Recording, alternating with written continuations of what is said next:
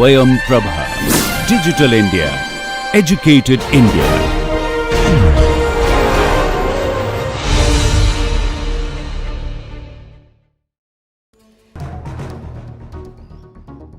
Jnanam Paramam Dheyam. Knowledge is supreme.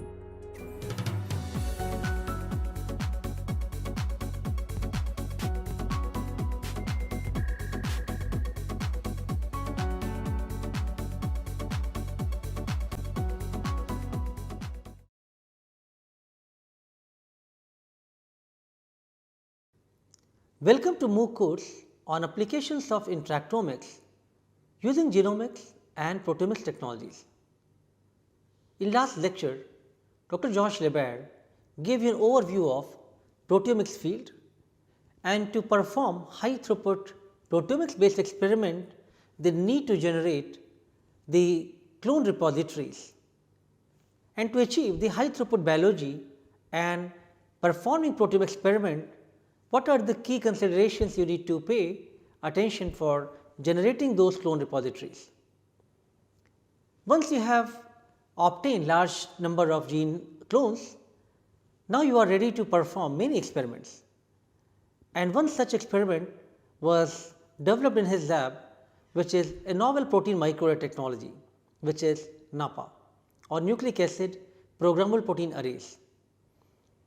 To perform NAPPA, if you have these clone repositories available, you have large number of cDNA clones available, you can print them on the chip and imagine that what goes on in our body to do the central dogma, the transcription and translation process from the genes to RNA and the proteins.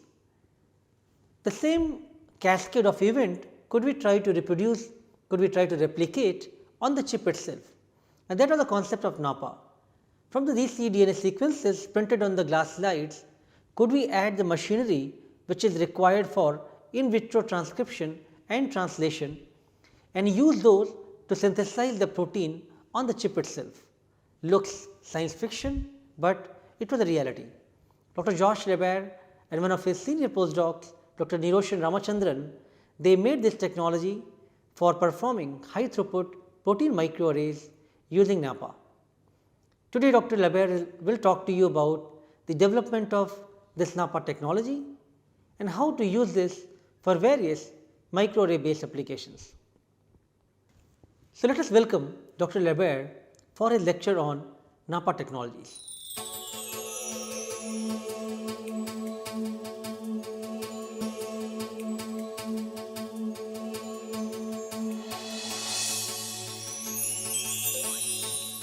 All right, so we're going to start now by talking a little bit about the NAPPA method, right? And I already spent some time talking to you about the gene cloning part, right? So that's how do you make the clones for the genes that you're going to put on your protein arrays.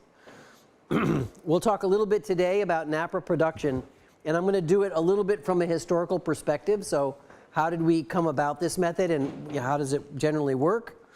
Then we'll talk a little bit about how to do discovery on the platform.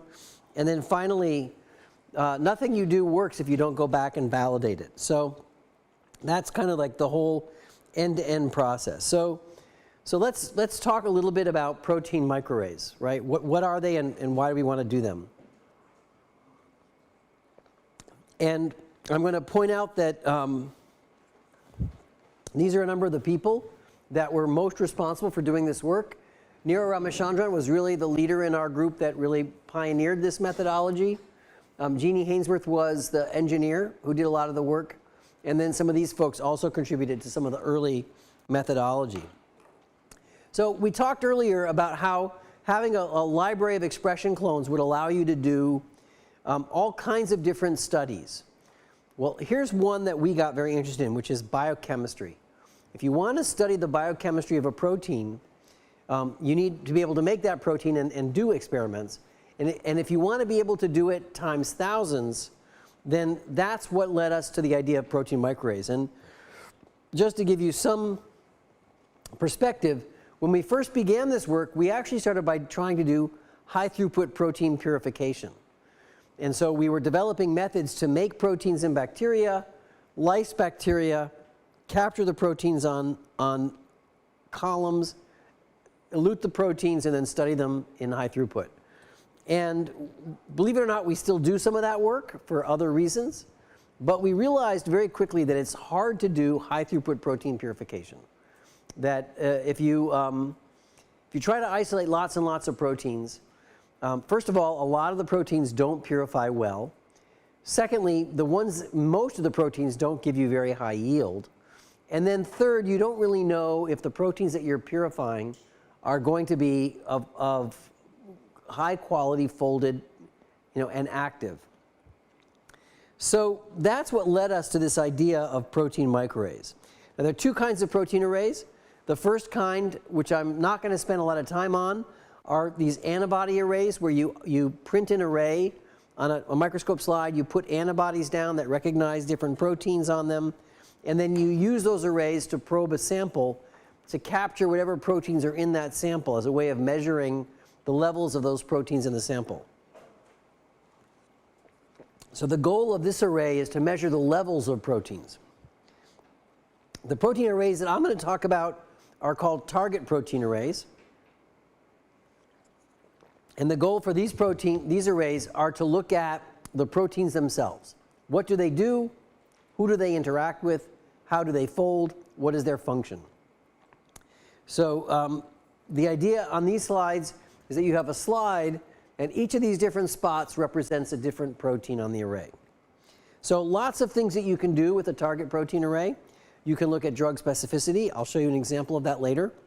You can do biomarker discovery. You can do enzyme substrate identification. You can do interaction domain mapping.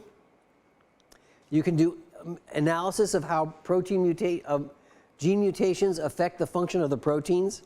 You can look at off-target protein interactions. So here's an example of what that might look like. Imagine if you had a fluorescently tagged molecule and you probe the array. You can see which protein that molecule targets. Or if it turns out that it binds to multiple proteins, you might get it binding to multiple proteins, and you might see the differences in the binding, and that would give you some sense of its specificity. This is the area that I've spent a lot of my career on, and that is looking for patterns of binding that indicate the presence of disease. I told you yesterday that we were looking to do look for markers for breast cancer, right? And we did that by looking at the immune response to those markers.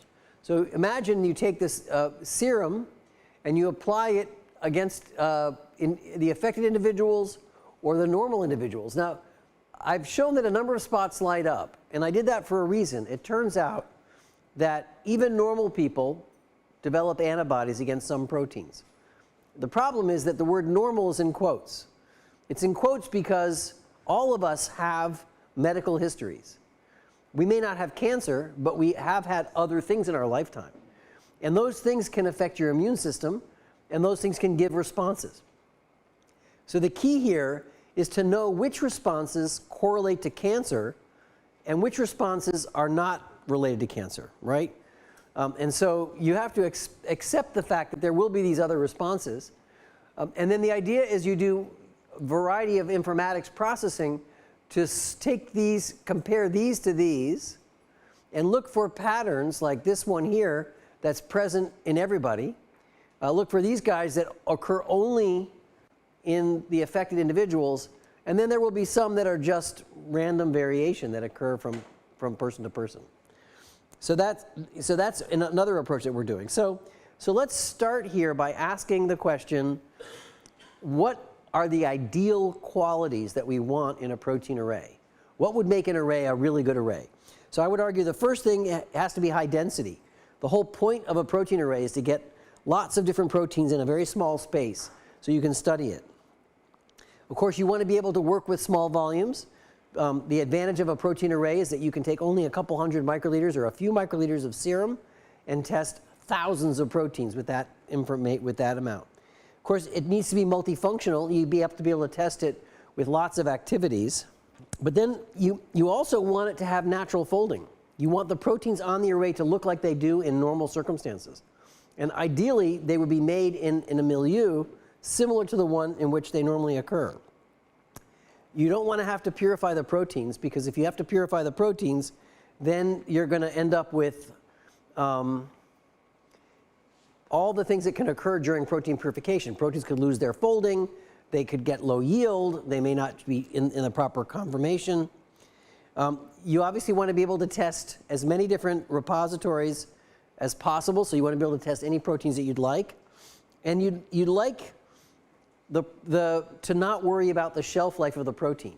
Once you print the protein on a chip, there's always this worry that the clock is starting. And the longer it sits there, the more likely it is to stop being active or being well folded. All right, so, and of course you want the levels of protein from one to the other to be very consistent. Those are the things that you'd really like. All right, so this is the array type that we're going to talk about today, which is called NAPPA, for Nucleic Acid Programmable Protein Array. And the idea for NAPPA is that we print the gene for the protein on the chip, and we store the chip as a DNA chip.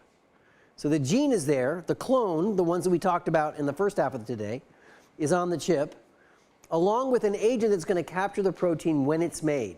But the protein hasn't been made yet. Then on the day of the experiment, we add a cell-free extract, make the protein and capture it, and then we display the protein at that time, fresh. And so the idea of NAPPA is that we can do all kinds of studies on it. We can do interactions with specific protein queries. We can do enzyme substrate modification. We can even build multi-protein complexes. So let me begin at the beginning by showing you the idea behind NAPPA before it was actually on a protein array. So here what we're looking at is just making proteins using cell-free extract in the wells of a 96-well dish. Okay? And so the proteins that we make all have a GST tag at the C terminus. Remember, we talked about you always have to have a tag. So these guys all have a tag. And so if we make the protein in these wells and we probe them with an antibody that recognizes the tag, they all light up, right? But if we probe them with antibodies that are specific to each individual protein, then only the P21 lights up at P21, only the 16 lights up at 16, only the FOS, and so on and so forth. So depending on what you use as your antibody, you only get that signal. Now you can use the same approach to look at interaction queries. In this case, here's a bunch of different proteins on a chip, right? And in chip, I mean in quotes, because these are actually the wells of a 96-well dish. If I probe with the protein P21, it binds to all these CDKs, it binds to these cyclins, it binds to these guys here, and it binds actually to itself again. So those are the interactors for P21. If you probe with a different query, in this case CDK4, it's going to bind to the cyclin Ds, and it's going to bind to P16. And if I probe with P16, it's going to pick up these CDKs. So you can see, using different queries, I get different interactors. And again, this is not a microscopic array. This is a 96-well dish. Well, of course, the advantage of this is now I don't have to express these proteins or purify them. They were made using mammalian extracts. The levels of proteins were consistent on this chip. They were made at the time of the experiment. So I made the proteins and I tested them minutes later. And of course, I could do this general approach using any kind of cDNA. If I can clone the gene and make the cDNA, I can make the protein array. And then we talked about the multifunctionality. And of course, users can modify this as they need to. But there are still some challenges. So we need to now take it from this format, which is on 96-well dishes, and we had to get it onto a microscopic chip. We had to be able to print it on slides so that we could do thousands at a time. So we had to be able to deal with very low amounts of protein. We need to make at least 10 femtograms of protein. We had to get capture that was rapid.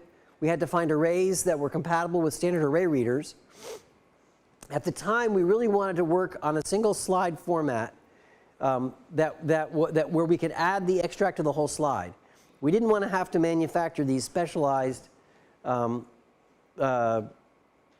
methods for expressing in little tiny wells or something like that.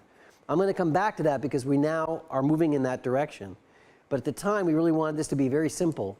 And of course, we had to avoid crosstalk from spot to spot. So let me talk about the technology. So most people who build protein arrays do it by purifying the proteins first. They do what we started with, which was this high throughput purification kind of technology.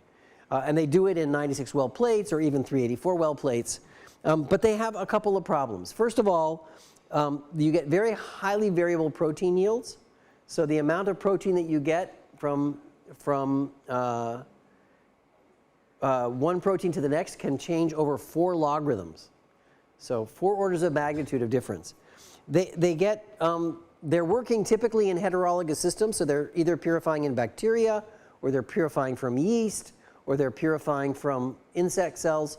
And that in and of itself introduces some differences. And of course, the biggest concern I have is array shelf life.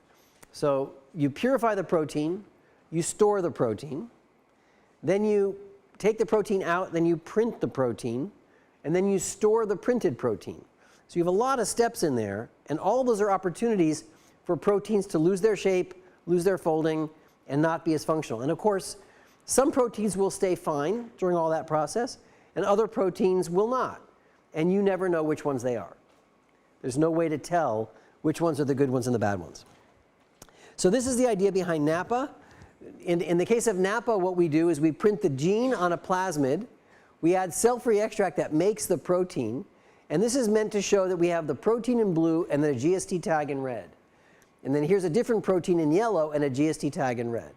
So we make this at the time of the experiment, and then what's going to happen is, I just told you that, is that the GST is going to get captured by the anti-GST antibody, and now you're displaying the protein on the surface. So it flips upside down so that the protein part is what's facing up. Make sense? And then this is what it looks like. Here's an early array, printed 8 different proteins, 64 times each. And here we probe with anti-GST. That's a way of measuring how much total protein we have on the array. And so all of them light up. And then if we probe it with anti-P21, just remember the little 96 well plate, same idea. Now we only get the P21 lighting up. All right? And I already kind of covered these advantages, pretty much the same ones here, so I won't go over them again. All right, so here's how we first tested this. We decided to do protein-protein interactions. So imagine that you have 3 different spots on your array. In fact, we had many more than that, but let's just talk about 3. This one makes the yellow protein, the red protein, and the blue protein. And these are the genes, these are DNA. And then here's the antibody that's going to capture the GST. Now we want to ask, do any of these 3 proteins interact with the pink protein? Right? And in this case, what we're doing is we're going to add the gene for the pink protein in the solution along with these guys, which are attached to the surface. So these guys are bound to the spot. This is free to go anywhere it wants. We then express the protein, right? And these 3 proteins are going to get captured to the surface of the array because they have the GST tag. So that's going to lock them down to their spot. But this does not have a GST tag, so it's going to float everywhere across the array. And then over time, if you give it time, the query protein will bind to the target proteins if it recognizes them. In this case, it binds to this guy, but not these guys. Right? And so now I can wash away anything that's not bound. And I'm left now with this guy bound to this spot. Now, how do I know where it binds? Well, I know the identity of every spot on the array. I know whatever position it is, which gene it is. And so I know that if this spot lights up, that pink binds to red. Right?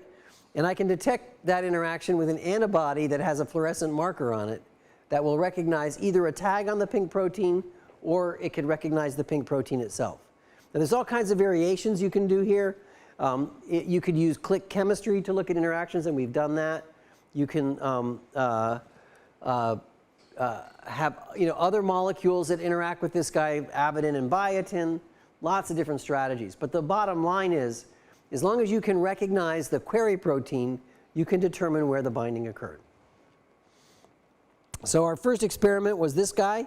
We took all the proteins in the human DNA replication complex. This is that collection there. Cloned all those genes, and then we printed them and expressed them. And this is measuring with GST, just to show that they all got made, okay? And everybody was done in duplicate, so they were all there in 2 spots. And then we would query the array using an antibody, using this protein here, one of the proteins in the set, MCM2. And then you can see that MCM2 binds to ORC5, ORC6, and MCM3. And here it is binding to these guys over here. And of course, it does it in duplicate, so we know we're confident of the result. You can do the same thing with a different protein. This is ORC3. And again, it's binding to certain proteins, but not other proteins. So you have every other protein on the array is sort of a negative control, right?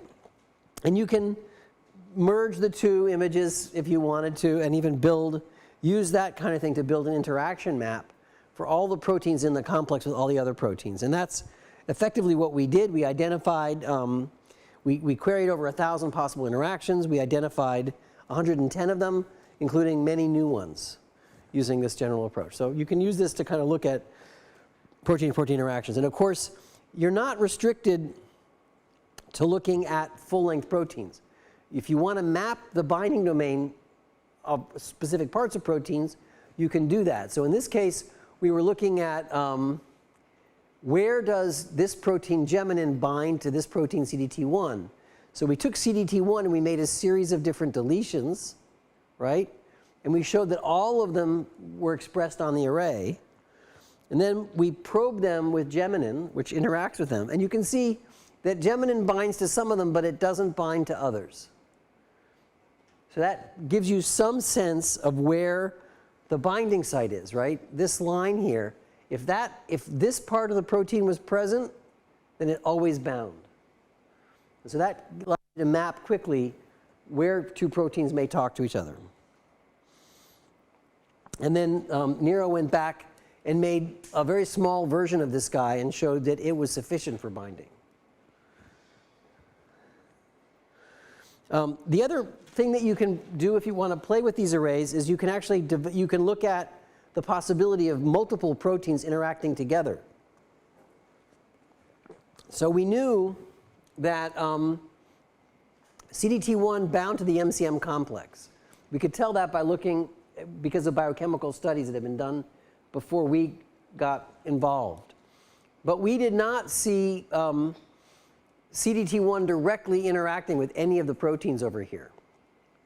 This is a map that came from that big map I showed you. And what we figured out was that although CDT did not bind to any of these proteins, it did bind to this protein, and this protein bound to that protein. So maybe this protein here is acting like a bridge protein. It's holding CDT1 in connection with that complex, right?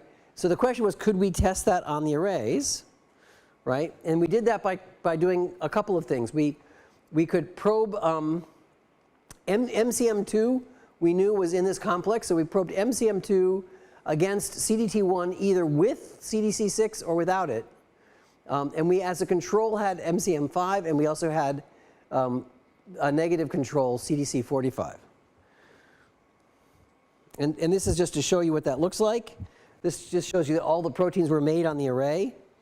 If we add MCM2 without CDC6, you don't see any binding here. But you do see the positive control MCM5 indicated. If you add MCM2 plus CDC6, now you can see the CDT1 binding. It's pretty faint. I'm not sure you can see it where you are, but we definitely observed it. Okay. So we're going to spend more time later in the course talking about the high density arrays, but I want to give you a flavor of what we had to do to get now from these arrays, which I showed you had around 50 proteins on them. The goal, of course, I told you from the beginning, was to get to thousands. So how do we adapt a platform to get to thousands? So Yeah, so we were working in sort of dozens range. At those days we were using MaxiPrep DNA. If you're going to do thousands of proteins, and you remember that what we need to make is DNA, not protein. And that's advantageous because it's easier to make DNA than protein, easier to purify it, and much easier to quantify how much you've made. But still, as easy as it is to make DNA, if you want to do an array of 10,000 proteins, then you have to prepare 10,000 DNAs. So you need to, you can't do that by MaxiPrep. You have to be working at small scale that's reproducible and reliable, yeah? We were using this streptavidin biotin chemistry to do our arrays at the beginning, and that clearly was not going to work because it's expensive and it involved having to stick them in the UV box for a while. It was really kind of a pain in the butt. Yeah, the UV cross-linking part was cumbersome.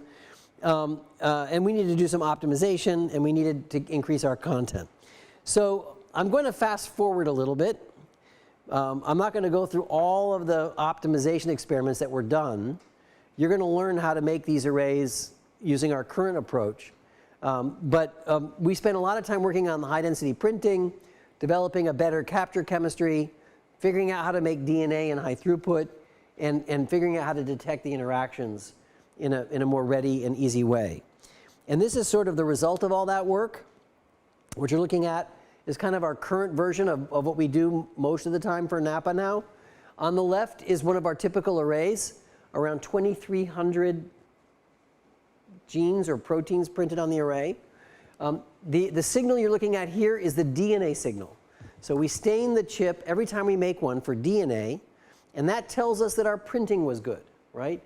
Because remember, what we're printing is DNA. So if we stain with pico green and we see even staining, that means that we did a good job of printing even amounts of DNA. Then we convert it to protein and we measure it with anti-GST. And that tells us how much protein we have on the array. And that tells us that not only did we print well, but we can express and capture the protein as well. All right? And that's what this plot shows you here. In the x-axis is DNA signal, that's the pico green. In the y-axis is GST signal, that's the amount of protein made. A couple things that you can observe here. First of all, in terms of the x-axis, the vast majority of our spots line up very evenly around this area here. That means that we do a pretty good job of printing the same amount of DNA for every spot. And that's encouraging. It means our printing is good. You'll see that there's a few down here that did not print well, and so it's good to know that. Secondly, if you look at from the top of the expression to the bottom of the expression, the entire range is within one order of magnitude. So instead of those protein arrays where you would have the lowest amount of protein to the highest amount of protein being over 4 orders of magnitude, now all of our protein is within a single order of magnitude. In fact, 93% of these spots are within twofold of the mean, which means that we're getting very even levels of protein on the chip. And that's exactly, remember, that one of the things we wanted from an ideal array was to have very consistent even levels of protein. And just to give you some better sense of that, here's quantification based on different types of proteins. Going from weakest to strongest, and then this line here represents the lower end of detection, and this is the higher end of detection. No, that's not true here. I'm sorry. It's right here. I don't have that on this graph. This is just signal intensity. But you can see that we get, by and large, 96% of transcription factors were detectable, 97% of kinases. Membrane proteins are very detectable. And then small, medium, and large proteins are all detectable. So roughly speaking, about 97% of whatever we print, we can get good expression of. Occasionally, we'll run into proteins that have unusual amino acid sequences that make it difficult to get high yield. But that is by far the exception.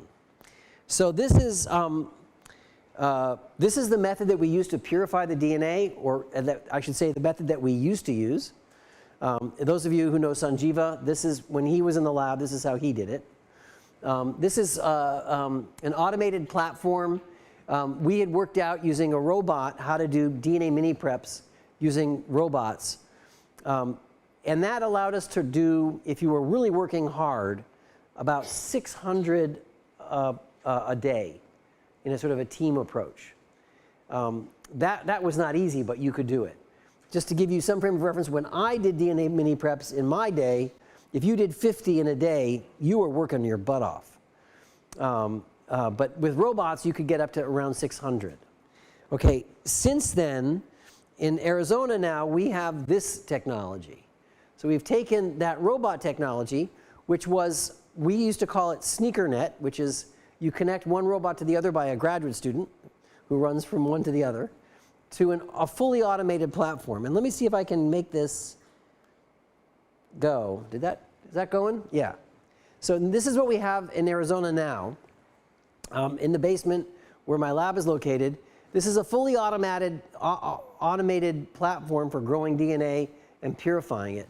The camera is sitting on an incubator shaker that grows the bacteria with the DNA in it.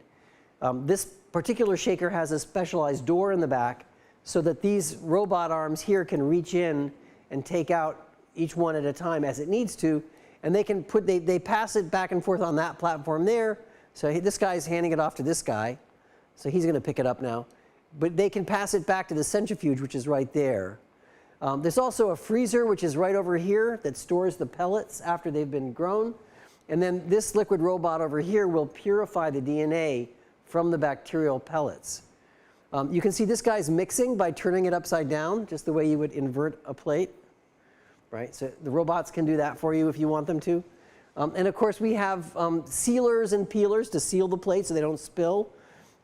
Barcode reader, there's a barcode reader right down here, which you can't see, that checks the barcode of every plate to make sure that it's what's supposed to be. And then this device over here will read the optical density of the DNA after you've made the DNA, the OD260. So we can actually measure how much DNA we're making, and the robots will automatically adjust the concentration to make them what you want them to be. So all in all, we went from doing 50 mini preps a day to 600 mini preps a day to now 4,600 mini preps in 70 hours, start to finish, growing bacteria to getting purified DNA. So it really accelerates what you do, and it also gives you a little bit more certainty that what you're doing is working. So this is how we actually make the chips. And I think you guys have examples of this at your desks. You have this cover slip here that you put on the chip. There's a little hole here and a little hole here. You inject your lysate in here. You fill it all up. Make sure you don't get any bubbles. That's always the trick. One of the things you have to learn how to do. And then you can make the proteins on the chip using this approach. This just indicates that you can map a higher throughput version of mapping where binding occurs. Here's an example of an antibody that was binding to the p53 protein. We did a series of N-terminal deletions, and you can see it binds to all of them until it gets to here. We did C-terminal deletions, and again, it binds to here, and then you don't see it. And we did fragments that walk across the protein, and of course it binds to just that one there. So there's been a couple of advances that have occurred in the last, I would say, several years. When we first started this work, we were using reticulocyte lysate from rabbits to make proteins. That was the expression lysate that we used to make proteins. And I will say that still works okay. This is what that looks like. So you've been seeing arrays that look like this now most of the day. Blue is okay expression, green is better expression, orange is really good expression, red is like amazing expression, okay? So that gives you some flavor of the thing. And we were quite happy with this, but then the patent ended on that and new companies came out and a new version of lysate came out that was made from human cells. The advantage of the human lysate was that it came from a purified cell line, so you didn't have to get so much variation from animal to animal. And this is what the signal looked like. Just unbelievable signal, about 15 times stronger than we could get from the rabbit lysate. This is whole human extract that includes human ribosomes and human chaperone proteins, which means that there are proteins in the lysate that help these proteins fold in their natural shape. The other advantage of the human lysate is that it's less likely to inhibit immune reactions. So one of the problems that we used to see with rabbit reticulysate was every once in a while when we were looking at, this is a person who was vaccinated with an antibody to this anthrax, that even after vaccine, we saw no response on the chips. If we made the same chip with human lysate, we saw very good responses. Probably what's happening is in the human lysate, in the rabbit lysate, there are, because it's from blood, there may be inhibitors of immune response there. And those were blocking it on the chips. But the human lysate comes from a purified cell line. There's no immune system around, and so you don't get that problem. So I'm going to show you just a couple of applications of this approach, and then maybe even just one. So we've talked about immune responses. The classic immune response is by ELISA, where you coat the well of a 96-well dish with your protein. You add serum to the wells, and then here's a patient who had a strong response, and here's a patient who had no response. Of course, if you do ELISAs, you're doing one protein at a time. It typically requires a lot of protein to do that, and some proteins are very hard to make to begin with. So, of course, what we'd like to do is this. Take a chip that displays thousands of proteins. Did that? Okay, so the idea is you probe a chip with serum, and then various spots on the chip light up. And we've talked about all of these different types of assays, so I won't belabor that. So let me give you one example. We'll talk about more as the course goes on. This is pathogen proteins, right? And what you're looking at here, I remember I mentioned tularemia when you asked your question. That is the entire proteome of Francisella tularensis. In fact, it's the entire proteome in duplicate. So we got them all onto a single array. So, because in the end, we got that to work. These 5 chips are cholera, so Vibrio cholera. And then this chip here is just outer membrane proteins from an organism called Pseudomonas aeruginosa, which is the organism that causes pseudomonal pneumonias. It's a leading cause of death in patients who have a disease called cystic fibrosis. I'm going to spend a little bit more time on this guy. So there's around 300 proteins on there. We were working with a collaborator when we were in Boston. Steve Laurie was interested in developing a vaccine against Pseudomonas because this was the leading cause of death in patients with CF, and also a major cause of death of patients in the hospital who are intubated, who are otherwise immune compromised. This is an organism, by the way, that we've all been exposed to. It's in the environment all the time. Most of us, if we're healthy, don't get infections, but under certain circumstances, you get infections. So his idea was the proteins on the outer membrane of the bacteria are the most likely to be inducing an immune response and to respond to a vaccine. So he wanted to look at which of those proteins was immunogenic. His idea was he was going to purify those proteins and then test them. Now, if you've ever tried to purify a membrane protein, you know how difficult that is. It's hard to purify proteins in general, but purifying membrane proteins is a nightmare. And so he boldly went ahead to purify 300 of these, and I think he got 4. All right, so we suggested try the array because we knew the arrays can make membrane proteins pretty well. And in fact, they did. So here's the chip, the DNA stain. Here's the chip, the protein stain. You notice that they're all red and they're all expressed. So the membrane proteins were well made on the chip. And then we probed them with patient serum, and you can see that this patient is responding to certain proteins on the chip. So then you can ask the question, well, are there common responses? Because if you're going to make a vaccine, you want it to be one that's common, that works for most people, yeah? So here he took a number of patients with cystic fibrosis who had documented pseudomonal infections. Here's a group of non-CF patients who still had documented infections, but just they didn't have CF. And then here are healthy controls. This is just to show you that the responses were very reliable from chip to chip. And if you start looking carefully at this, you'll start to see a pattern emerge. Certain features show up over and over again. So that pair there is there, it's there, it's there, it's there, and there, and there, and there. Those 2 spots are the same protein. Everybody's there on duplicate. They show up repeatedly. That's a sign that that particular protein is what we call immunodominant.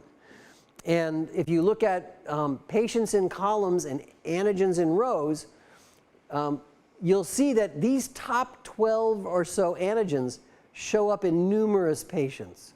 And so this is the group of proteins that we should be looking at to think about developing a vaccine. Now, there's a couple of things to remember. First of all, you can't make a vaccine until you know that those proteins actually induce a protective response. So we haven't done that part yet. The second thing is that no single protein worked for everybody. It turned out that to get everybody, you had to get a mixture of a few proteins. And I think that's going to be a common, in fact, I know that's going to be a common theme moving forward in developing biomarkers, is that it's going to be rare that a single biomarker will work for everybody. Eventually, you're going to need multiple biomarkers because different people have different responses.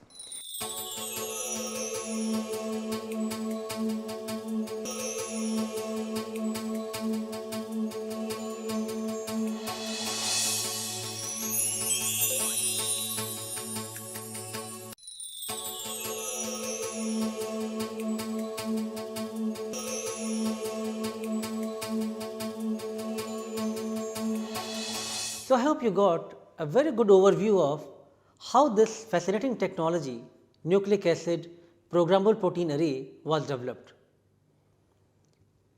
The kind of thought process of generating these resources, especially protein, without having the protein expression and purification was definitely one of the revolutionary concepts in the proteomics field. The NAPPA chemistry was explained by Dr. Lebert in detail, and you are also now familiar with what are the advantages of using this technology platform. Of course, there are challenges in miniaturizing these assays, these features to do the high density printing, but those were overcome with many innovative ways. And Dr. Lebert has talked to you about high density printing, the new capture chemistries, the different modified ways of DNA preparation, and the improved detection technologies, which have really progressed the initial versions of NAPPA technology to the very latest, much more easy and reproducible and high throughput NAPPA based platforms. I hope now you are very convinced that using cell-free expression microarrays could overcome many limitations of protein expression and purification. You need not to limit yourself to express and purify each protein of interest and large number of proteins to be purified before you can do a protein microarray experiment. Even if you have cDNA for the genes of interest, you can still do the protein microarray based experiments, and NAPPA could be one of the very powerful technologies to do these kind of experiments. I hope you got some understanding of this novel technology and a basics of some applications which could be performed using NAPPA arrays. Thank you very much.